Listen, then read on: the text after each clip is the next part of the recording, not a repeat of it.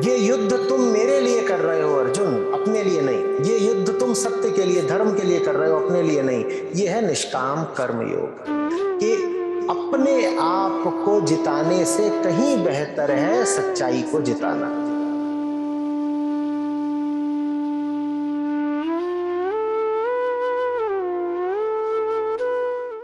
जी, मेरा प्रश्न ये कि नयापन क्या है? क्योंकि हम जब देखते हैं कि जीवन में कुछ भी नई चीज़ होती है, किताब है, कपड़े हैं, करियर में एक जॉब को छोड़कर दूसरे जॉब के प्रति, जीवन में हर समय हम नए के प्रति दौड़ते रहते हैं। और वो जब नया मिल जाता है तो एक समय ऐसा आता है कि उससे भी बोरियत हो जाती है, उसको भी छोड़ के हम आगे बढ़ जाते हैं। और उसी तरह केवल यही चीज़ें नहीं, अध्यात्म में भी ये चीज़ें होती हैं कि एक गुरु को छोड़ के दूसरे गुरु के पास चले गए, जबकि बात ये है कि पहले गुरु के यहाँ जो चीज़ें या जो विधियाँ उन्होंने बताई उसको भी पूरी तरीके से किया नहीं। 2 महीना 3 महीना किया, वहाँ भी एक बोरियत आई, वहाँ से भी निकल रहे। तो ये जो एक दौड़ है नए के प्रति, हमेशा एक नए खोज के प्रति, ये दौड़ क्या है, कब ख़त्म होगी, और ऐसा क्या नयापन है जो मिल जाए तो जो दौड़ है वो ही ख़त्म हो जाए? नया वो है जो तुम्हें पुराने को मुस्कुराकर झेलने की सामर्थ्य दे दे। जीव हो तुम, देहधारी, देह का चयन किया है तुमने। यूं ही तो पैदा नहीं हो गए। देह लिए लिए घूम रहे हो। कहाँ घूमोगे देह लेकर के? परलोक तो पहुंच नहीं जाओगे।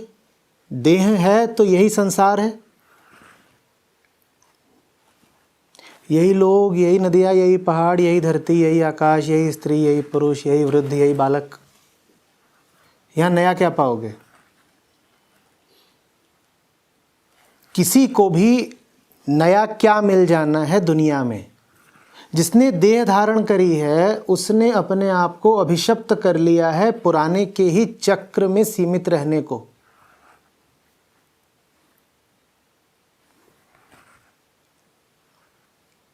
आप में से कई लोग हैं जो इस आश्रम में, इस भवन में कई मर्तबा आ चुके हैं। क्या नया मिल गया? वही दीवारें, वही पुस्तकें, वही मूर्तियां, वही रोशनियां, वही जिस्म जो आपके सामने बैठा हुआ है।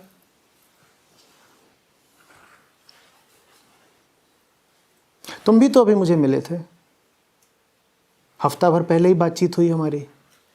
क्या नया है? वही तुम, वही मैं। रूप, रंग, नाम, आकार, यही तो है संसार। और ये सब सीमित हैं। इनमें तुम कितनी विविधता ला लोगे? पुराने को ही झेलना है तुमको। जन्म भी बहुत पुराना है, मरण भी बहुत पुराना है। कोई है जो कहे कि मैं पहला हूं जो जन्मा? हाथ उठाओ। कोई है जो कहे कि मुझसे पहले किसी का जन्म नहीं हुआ था? बोलो। कोई है जो कहे कि मेरे बाद किसी का जन्म नहीं होगा? कोई है जो कहे कि मुझसे पूर्व किसी की मृत्यु नहीं हुई? कोई है जो कहे कि मेरे बाद कोई मरेगा नहीं? तुम्हारा जन्मना भी बासी और मरना भी बासी, सब पुराना ही तो पुराना है ना। प्रकृति में नया कहाँ कुछ है, तभी तो उसे चक्र कहते हैं। चक्र समझते हो? एक गोल घेरा, एक वर्तुल, एक दायरा। वृत्त में कहीं कोई शुरुआती बिंदु होता है जहां कह सको कि यहां से आधे होता है, और कोई अंतिम बिंदु होता है जहां कह सको कि अंत है। होता है? तो संसार वो है, यहां कुछ नया होता नहीं। ये तो बात बड़ी सीधी है, संसार में कुछ नया होता नहीं। लेकिन सीधी बात सीधी तब नहीं रह जाती है जब तुम पुरानी दुनिया में ही कुछ नया खोजने निकल पड़ते हो, चैन खोजने निकल पड़ते हो।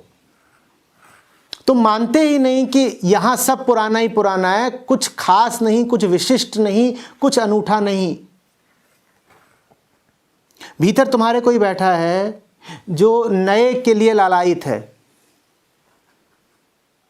यहां तक भी बात ठीक है। और बाहर सब पुराना ही पुराना है, यह भी बात ठीक है।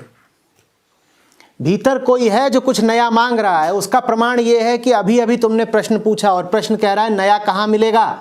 प्रश्न मात्र तुम्हारा नहीं है, यहाँ जितने लोग उपस्थित हैं, चाहे सशरीर उपस्थित हो चाहे ऑनलाइन उपस्थित हो, प्रश्न सबका है। नए की चाह सबको है। प्रमाण यह है कि ऊब और बोरियत सबको सताते हैं कि नहीं। छटपटा के सब भागते हैं कुछ नया मिल जाए। तो सवाल एक का नहीं, सवाल सबका है। और बाहर सब पुराना ही पुराना है, यह बात भी सब पर लागू होती है। इन दोनों ही बातों में कहीं कोई दुख, कहीं कोई कष्ट निहित नहीं है। दुख की शुरुआत तब होती है जब तुम अपनी प्यास को, नूतन के प्रति अपनी प्यास को बुझाने निकल पड़ते हो पुराने संसार में। यह तो वैसी बात हुई कि कोई प्यासा रेगिस्तान पहुंच जाए अपनी प्यास बुझाने।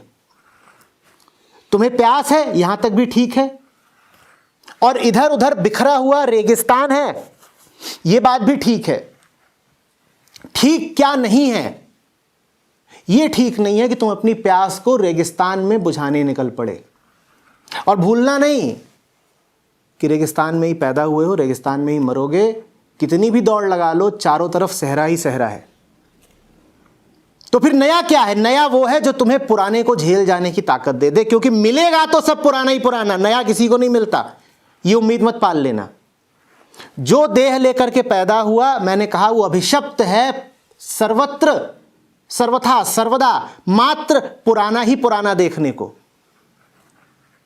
हमारे जीवन में क्या है जो नया घटित हो जाएगा? मुझे बताओ।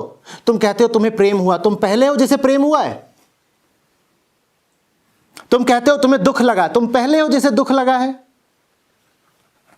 तुम कहते हो तुम्हें चोट लगी, तुम पहले हो जिसे चोट लगी है। तुम्हें सुख हुआ, तुम पहले हो। तुम्हें धन मिला, तुम्हारा धन छिना, तुम पहले हो। तुम्हारे साथ क्या कुछ भी ऐसा हो रहा है मानस के तल पर जो पहली दफा हो रहा हो? तुम्हारे साथ वही सब कुछ हो रहा है जो जंगल के एक बंदर के साथ भी होता है। चलो, बंदर का उदाहरण अगर तुमको कचोटता हो तो कह लो कि आज से 10,000 वर्ष पहले के मनुष्य के साथ जो कुछ होता था वही तो सब तुम्हारे साथ भी हो रहा है ना। वही दिलों का लगना, वही दिलों का टूटना, कभी बधाइयां, कभी शोक गीत, कभी हर्ष, कभी अमर्ष। नया बताओ, नया? दुनिया में कुछ नया नहीं है। पूरी तरह नाउम्मीद हो जाओ। दुनिया में कुछ नया नहीं है। तो फिर नया क्या है? नया वो है जो तुम्हें दुनिया में नए की खोज से मुक्ति दे दे, जो तुम्हारे मन से यह भ्रम हटा दे कि दुनिया में कुछ नया मिल सकता है। बस वही नया है, और कुछ नया नहीं है।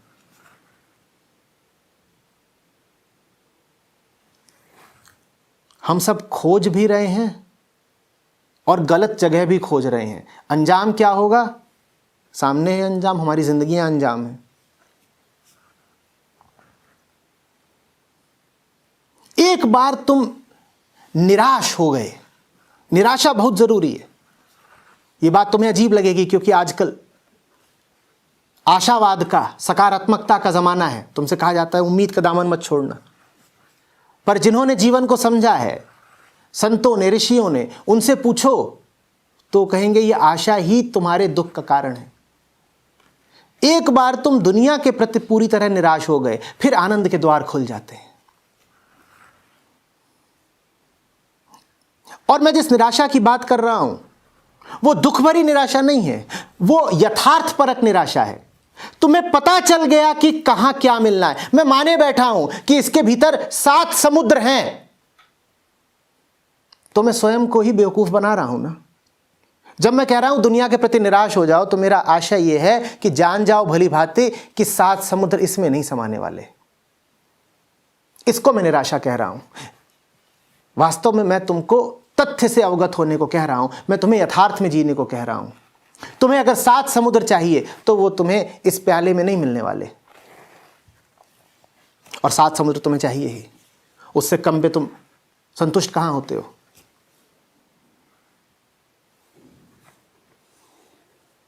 बात समझ में आ रही है? जिन्हें नया मिल जाता है वो दुनिया में बड़े आनंद से जीते हैं, इसलिए नहीं कि उन्हें दुनिया बड़ी प्यारी हो गई, इसलिए कि अब उन्हें दुनिया से उम्मीद ही नहीं रही। जब तक तुम्हें इससे उम्मीद है कि इसमें तुम्हें 7 समंदर मिल जाएंगे, तुम इसको नोचते खसोटते फिरोगे, तुम ढूंढते फिरोगे कि इसमें 7 समुंदर हैं कहां, क्योंकि अभी तुम्हें आशा है कि 7 समुंदर हैं तो इसी के भीतर, बस मुझे नहीं मिल रहे। और तुम्हें बड़ा अफसोस रहेगा और तुम्हें बड़ी ग्लानि रहेगी, अपने प्रतिक्षोभ से भरे रहोगे। तुम्हें लगेगा उपलब्ध है 7 समुद्र, तुम में ही कोई खोट है कि तुम्हें नहीं मिलते। एक बार जान लो ना कि तुम में कोई खोट नहीं है। यह प्याला संसार है, इसकी ये पात्रता ही नहीं, इसकी औकात ही नहीं कि इसमें 7 समुद्र समा सके। अब तुम में कोई खोट नहीं, अब तुम मस्त जियो। अब तुम इसको देखोगे भी तो कहोगे ठीक है, 2-4 अंजुल पानी है इसमें, थोड़ा सा है, सांसारिक जरूरतों की पूर्ति कर सकता है संसार, तुम्हारी हार्दिक जरूरत की पूर्ति नहीं कर सकता है। जो ये बात समझ गया आदमी, वो आध्यात्मिक हो गया। वो संसार से नाता रखता है बस सांसारिक आवश्यकताओं की पूर्ति के लिए। मुझे गले की प्यास मिटानी है, बहुत बढ़िया। मुझे जी की तपन मिटानी है, वो इससे नहीं मिटेगी। गला भौतिक है, गला दैहिक है, गले की प्यास प्याला मिटा देगा, लेकिन जिस आग से तुम्हारा अंतर मन जल रहा है उसको कोई प्याला नहीं मिटाने वाला। यह बोध नया है। यह बोध एक बार आ गया फिर यह पुराना प्याला प्यारा हो जाता है, क्योंकि कुछ तो महत्व है ही इसका। क्या महत्व है इसका? गले की प्यास बुझाता है ना। अब तुम्हें इससे कोई शिकवा नहीं रहेगा, अब तुम इसके प्रति शिकायत से नहीं भरे रहोगे। भूलना मत, तुम्हें जिनसे आशा होती है सबसे ज्यादा शिकायत के प्रति तुम उन्हीं से भरे रहते हो। ये पता है ना, तुम्हें अपने बेटे से बड़ी आशा है, ये बड़ा आदमी बन के दिखाएगा, और यही वजह है कि तुम उसके प्रति इतने रूखे रहते हो। उसको लेकर के तुम में इतनी शिकायत रहती है। जहां आशा है वहां शिकायत है। संसार से भी तुमने आशा रखी है कि संसार से संतुष्टि मिल जाएगी, चैन मिल जाएगा, इसीलिए संसार को लेकर के तुम्हारे मन में फिर इतना क्षोभ है। एक बार तुम संसार के प्रति उदासीन हो गए, उसके बाद संसार प्यारा हो जाता है। उसके बाद तुम कहते हो नन्हा सा प्याला तो है, मैं ये क्यों देखूं कि इससे मुझे क्या नहीं मिल रहा, मैं ये देख लूं कि इससे क्या क्या मिलता है। अरे दुनिया बुरी क्यों है? दुनिया से ही जी रहे हैं, अन्न पानी सब वहीं से है, रिश्ते नाते सब वहीं पर है, खाना पीना उठना बैठना सब कहां चल रहा है भाई? दुनिया में ही तो चल रहा है। ये सत्संग भी कहां चल रहा है? दुनिया में ही तो चल रहा है। अब दुनिया बुरी नहीं लगती, लेकिन दुनिया उसके लिए बड़ी नागवार हो जाती है जो कहता है कि दुनिया में ही कहीं मिल जाएगा वो प्राण प्यारा प्रीतम जिसकी तलाश है। जो कहता है कि दुनिया में ही कहीं वो अमर सुख मिल जाएगा जिसकी तलाश है, वो दुनिया में नहीं मिलने का। हाँ, दुनिया में तुम्हें क्या मिल जाएगा? पानी मिल जाएगा, रुपया मिल जाएगा, और ये भी कोई बेकार की चीजें नहीं है। जो कहते हो कि दुनिया बेकार की चीज है, मैं उनसे कहता हूं 10 घंटे बिना पानी के रह लो, दुनिया का महत्व समझ में आ जाएगा। जो कहते हो दुनिया बड़ी बेकार की चीज है, मैं उनसे कहता हूं लौटते वक्त अपने मोबाइल फोन यहीं छोड़ जाना। दुनिया बड़े काम की चीज है, लेकिन दुनिया में वो नहीं है, वो आखिरी चीज नहीं है जो तुम्हें चाहिए। उस आखिरी चीज को छोड़कर सब कुछ है। महत्व दोनों का है, महत्व पानी का भी है और महत्व परमात्मा का भी है। तुम्हें दोनों चाहिए, भूलना नहीं। पानी तुम्हें मिलेगा दुनिया में, परमात्मा को दुनिया में मत खोजने लग जाना, यह बात नहीं है। नया क्या है समझ में आया? पुराने में वो मांगो जो पुराना दे सकता है, पुराने में पुराना मिलेगा। साइकिल की दुकान में कार खोजोगे तो अपना समय व्यर्थ कर रहे हो, जीवन खराब कर रहे हो ना।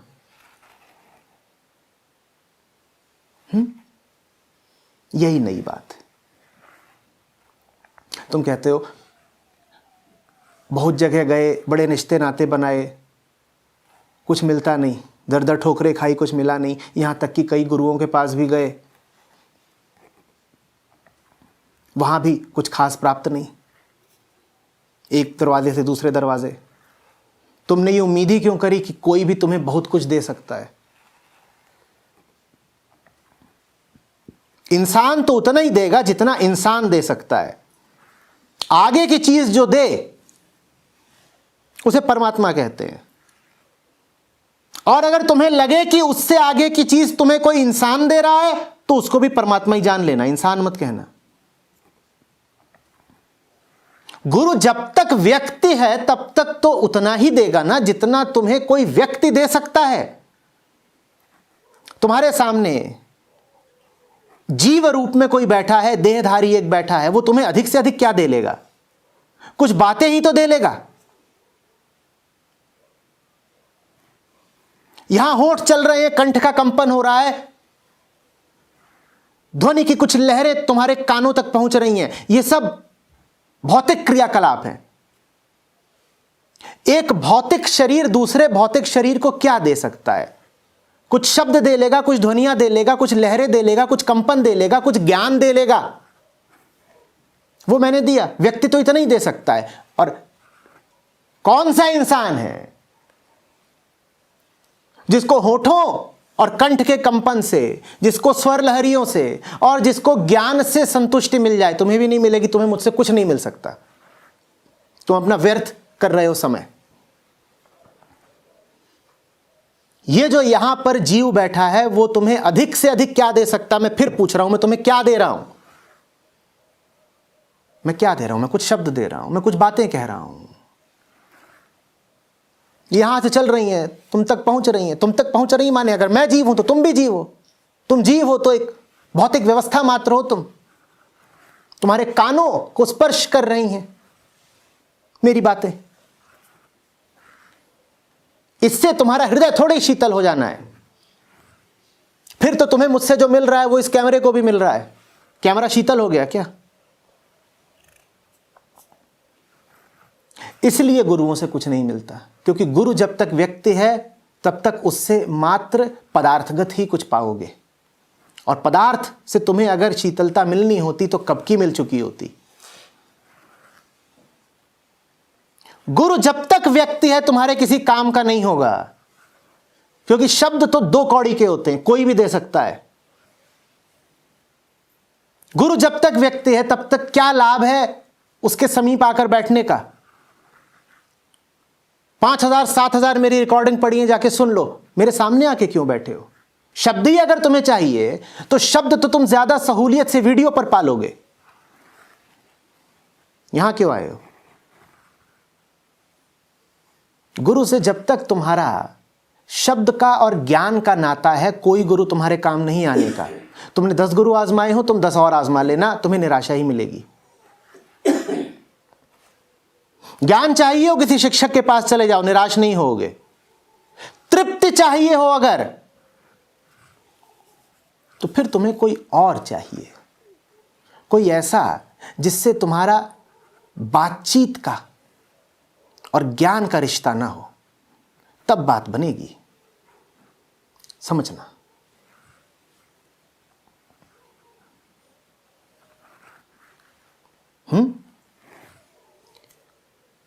प्रेम तुम्हें वरमाला में मिल जाएगा क्या? बोलो।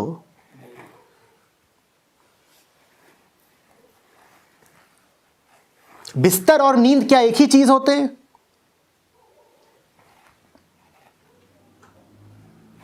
प्याला और पानी क्या एक ही चीज होते हैं? ठीक उसी तरीके से गुरु और तृप्ति भी एक ही चीज नहीं होते। ये जो देह है ये प्याला मात्र है। तुमने अपना संबंध अगर सिर्फ इस देह से और इस देह द्वारा उच्चारित शब्दों से रखा तो तुम्हें तृप्ति नहीं मिलेगी। तुम्हें किसी और तल पर मुझसे संबंध बनाना पड़ेगा। अगर सिर्फ मेरे शब्द सुन रहे हो तो कुछ नहीं पाओगे, तुम्हें कुछ और सुनना पड़ेगा। फिर तुम्हारी सारी तलाश रुक जाएगी।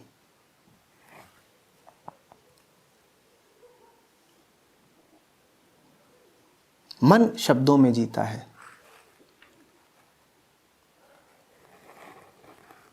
हृदय मौन का नाता बनाता है। मन व्यवसायी होता है, व्यापारी।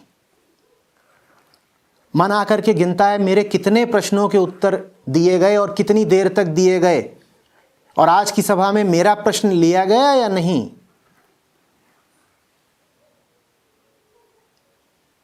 मन हिसाब करेगा, मैंने सवाल पूछा और गुरुजी ने 1 2 3 4 इतनी इतनी बातें कहीं। हृदय प्रेम जानता है। हिसाब से आगे बढ़कर अगर प्रेम का नाता बना सको तो तत्काल तृप्ति है, नहीं तो प्याले को चाटने से प्यास नहीं बुझती। मैं, मेरे द्वारा कही जा रही सारी बातें वाहन मात्र हैं। उस वाहन पर बैठा कौन है, उससे रिश्ता नहीं बनाओगे तो बात नहीं बनेगी। एक एक शब्द जो मैं तुम्हें दे रहा हूं, उस शब्द के अंदर कोई बैठा है, उससे नाता बना सकते हो तो बनाओ। वो नाता तो प्रेम में ही बनता है। नहीं तो ऐसा होगा कि जैसे तुम्हारे दरवाजे कोई मेहमान आया और तुमने उसकी गाड़ी को पूजना शुरू कर दिया, भीतर कौन बैठा है इसकी तुम्हें सुध ही नहीं। मैं तुमसे जितनी बातें बोल रहा हूं, ये क्या है? ये गाड़ियां हैं, इनके भीतर कोई है। कौन है भीतर, उसकी परवाह करो। और चूंकि मैं तुम्हारे सामने देह रूप में बैठा हूं, भौतिक होकर बैठा हूं, इसीलिए मजबूरी है मेरी कि मैं तुम्हारी तरफ भौतिक गाड़ियां ही प्रेषित कर सकता हूं। गाड़ी के भीतर कौन है, ये तो तुम्हें खुद ही खोजना होगा। मेरी जिम्मेदारी यही तक थी कि मैंने तुम्हारे द्वार पर गाड़ी खड़ी कर दी। अब बाकी तुम्हारे प्रेम पर है ना। स्वागत का थाल लेकर जाओ और आगंतुक को भीतर ले आओ। नहीं तो वो जो आया है खड़ा ही रह जाएगा, जिसको मैं तुम्हारी ओर भेज रहा हूं, तुम अपने द्वार ही उसके लिए नहीं खोलोगे। बहुत आते हैं मुझे सुनने और बस मेरे शब्द लेकर के वापस चले जाते हैं। शब्दों के भीतर जो बैठा है उससे वो नाता बना ही नहीं पाते। हां, उनसे पूछोगे कि क्या क्या सुनकर आए आज आचार्य जी से, तो हो सकता है कि वो स्मृति से सारी बातें बता दें। सब उन्होंने रट लिया, स्मृतिबद्ध। ये वैसे ही हुआ कि जैसे तुम्हारे यहां कोई आया हो अतिथि और कोई तुमसे पूछे कौन आया था, तो तुम उसकी गाड़ी का नंबर बता दो।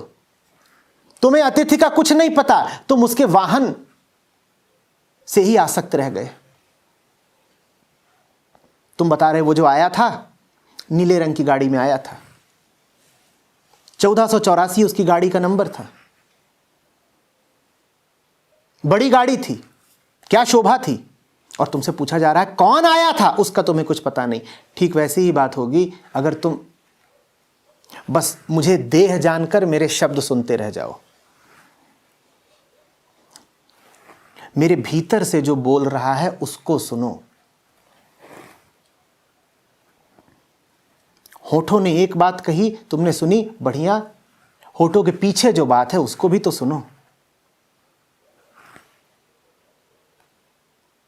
ये सम्मेलन यूं ही नहीं है, तुम यहां यूं ही नहीं आए हो।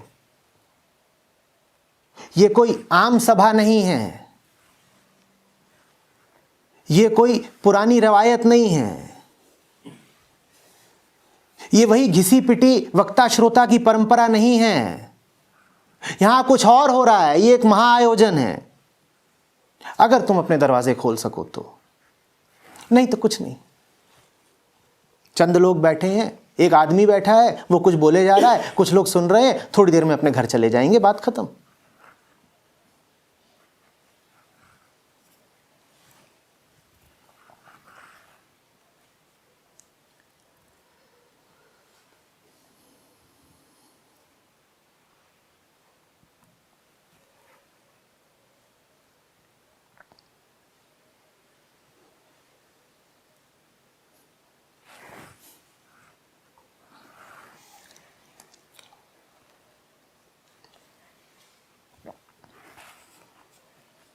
टॉफियों के रैपर बड़े आकर्षक होते हैं।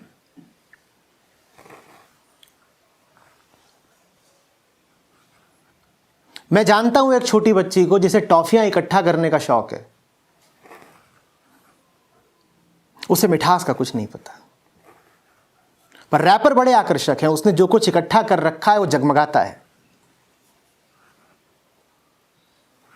वो कहती है देखो इतना कुछ है मेरे पास, जहां जाती है टॉफियां बटोर लाती है। बड़ा हो जा रहा है उसका भंडार। कई लोग तो रश करते हैं उससे, कहते हैं बाप रे बाप इतनी टॉफियां। पर मैं ये भी जानता हूं उस बच्ची को मिठास का कुछ भी पता नहीं है, क्योंकि छिलका बड़ा आकर्षक है। रैपर,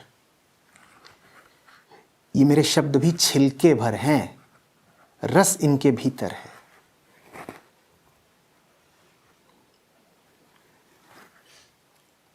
टॉफी तो रैपर में ही दी जाएगी, खोलना है या नहीं खोलना है तुम्हारी मर्जी।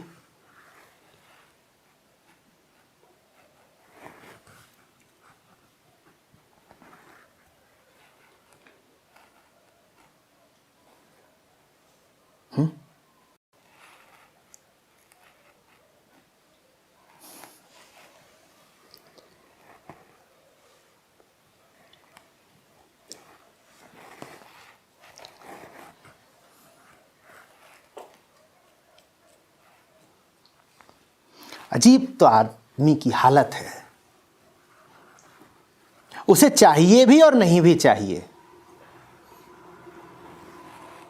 बार बार चले आते हो ये कह के कि चाहिए चाहिए, और जो मिलता है उसका छिलका भी नहीं हटाते। और कोई कहे कि हटा दो छिलका तो कहते हो नहीं चाहिए।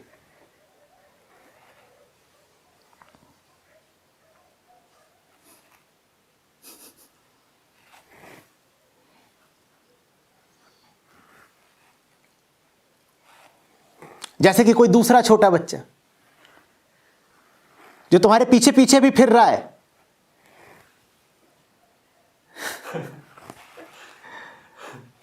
कि दे दो मिठाई दे दो मिठाई, और ज्यों ही तुम उसको देने को मुड़ो तो तुम्हारी दाढ़ी मुझसे घबरा के भागे। कहे बाप रे बाप ये दाढ़ी, ये तो खतरनाक है। और जब भाग जाए तो तुम कहो चलो भाग ही गया, पीछा छूटा। वो भगता भी नहीं है। थोड़ी दूर तुम फिर आगे बढ़ो, फिर देखोगे वो पीछे पीछे आ गया है और पीछे से बोल रहा मिठाई, और जहां तुम मुड़े और मिठाई देने की कोशिश की वो फिर भगा। ऐसी तो तुम्हारी हालत है। ना तो यही करते हो कि चले ही जाओ, और ना यही करते हो कि निकट ही आ जाओ।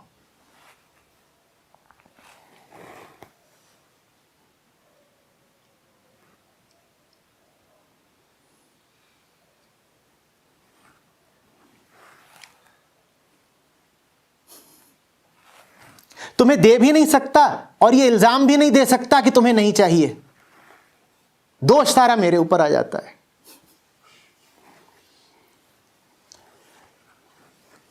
तुम्हें चाहिए तो है, इसलिए कैसे इल्जाम लगाऊं कि तुम्हें नहीं चाहिए। लेकिन चाहिए है तो ले ही क्यों नहीं लेते?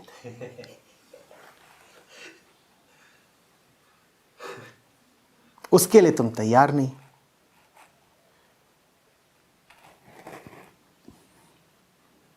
इतनी बातें बोली हैं, बोलता ही जा रहा हूं। क्या अलग अलग बातें बोल रहा हूं? हर बात का इशारा निशाना एक ही है। ऐसा कैसे हो गया कि तुम्हें एक भी बात समझ में नहीं आई, कि एक भी बात तुम्हारे लिए फलित नहीं हुई, काम नहीं आई?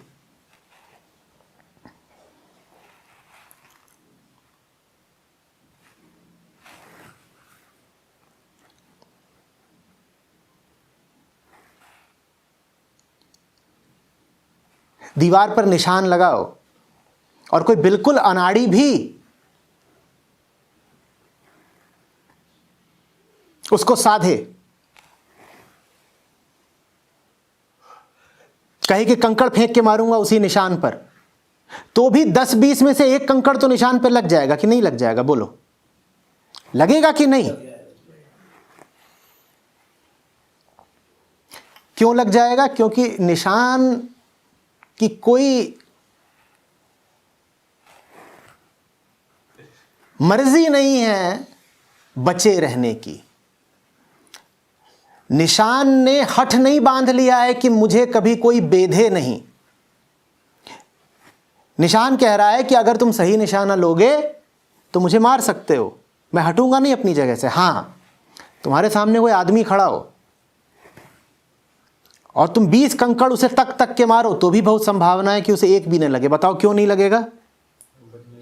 क्योंकि वो बचने की पूरी कोशिश कर रहा है। मैं इतने कंकड़ मारता हूं तुमको, तुम्हें एक भी नहीं लगता, मुझे तो कुछ शक है।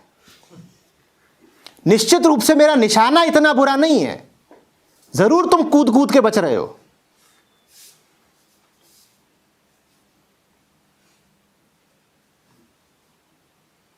और जब मैं कह रहा हूं मैं मारता हूं तो उससे आशय इस देह से नहीं है। पूरा अस्तित्व तुम्हें कुछ बताने, कुछ सिखाने को आतुर है। तुम कुछ नहीं जान पाते, तुम कुछ नहीं सीख पाते। निश्चित रूप से सिखाने वाला इतना तो नहीं अनाड़ी। तुम तुले हुए हो कि हमें नहीं जानना, बड़े डरते हो।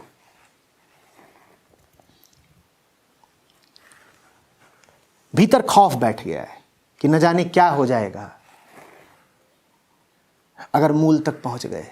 कुछ हो नहीं जाएगा, न तुम्हारी गृहस्थी उजड़ जाएगी, न नौकरी छूट जाएगी, न समाज में अपमानित हो जाओगे। कैसे कैसे तो वहम है तुम्हारे। मस्त जियोगे, कुछ बुरा नहीं हो जाएगा। और 50 तरह के शक लेकर घूम रहे हो, कह रहे हो अध्यात्म चीज अच्छी है जब तक एक हाथ दूर रहे। ज्यादा बढ़ गई तो बुखार हो जाता है। अध्यात्म वो चीज है जो काम ही तब करती है जब हृदयस्थ कर लो, नहीं तो काम नहीं करती।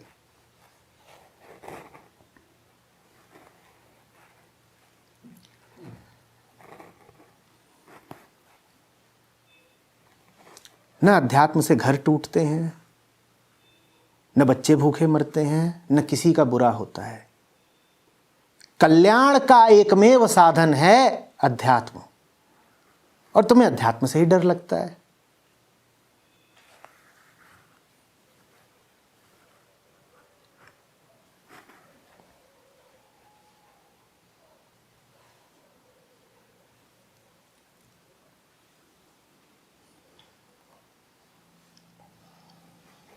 संतुलन बना के चलना चाहते हो।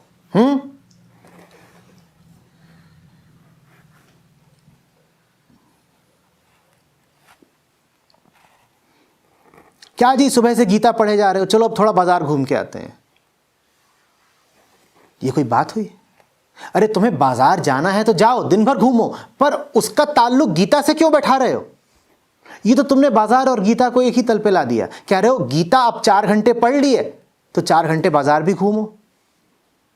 ये तुम किस तरह का संतुलन रखना चाह रहे हो? ये कोई बात है?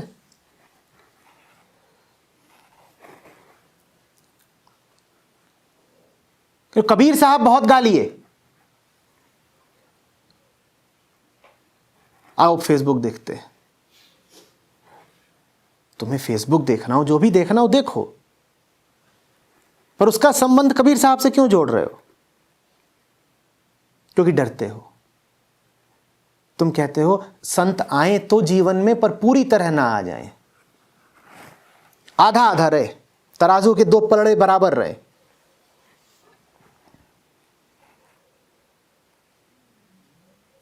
और दूसरे पलड़े पर तुम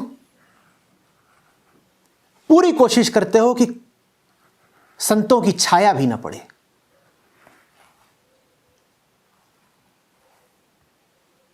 कुछ दूरी तक संत महात्मा ठीक, ऋषियों की वाणी, उपनिषदों का ज्ञान,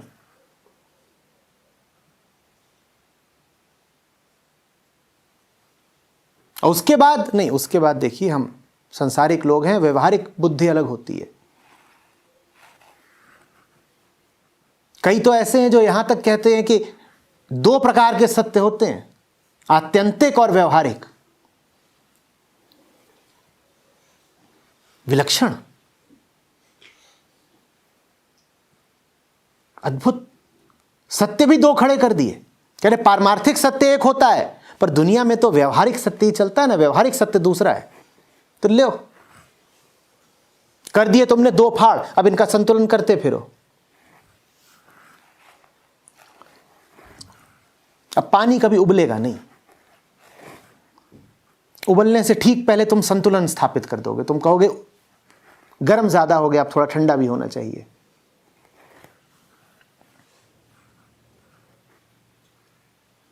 बात कभी अंत तक नहीं जाएगी, चीज कभी पूर्ण नहीं हो पाएगी, तो सदा अपूर्णता से ग्रसित रहोगे।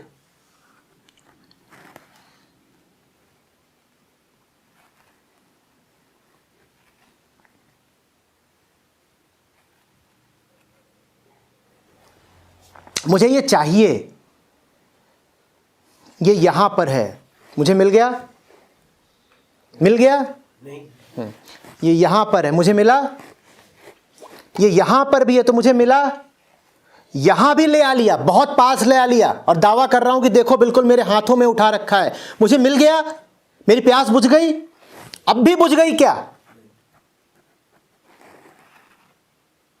ये यहां पर था चाहे यहां पर था, कोई अंतर पड़ा? मैं तो प्यासा ही रह गया ना। और चाहिए यहां पर ना हो तो भी कोई अंतर है?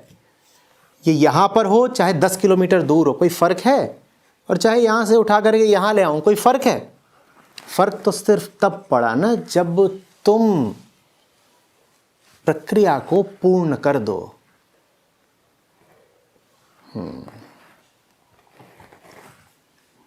एक मिलीमीटर का भी फासला है इसमें और मेरे होठों में, मेरी प्यास बुझी क्या? नहीं। पर तुम तो फासले का संतुलन बनाते हो। तुम कहते हो थोड़ा पास आना है और थोड़ी दूर रहना है। प्यास कैसे बुझेगी?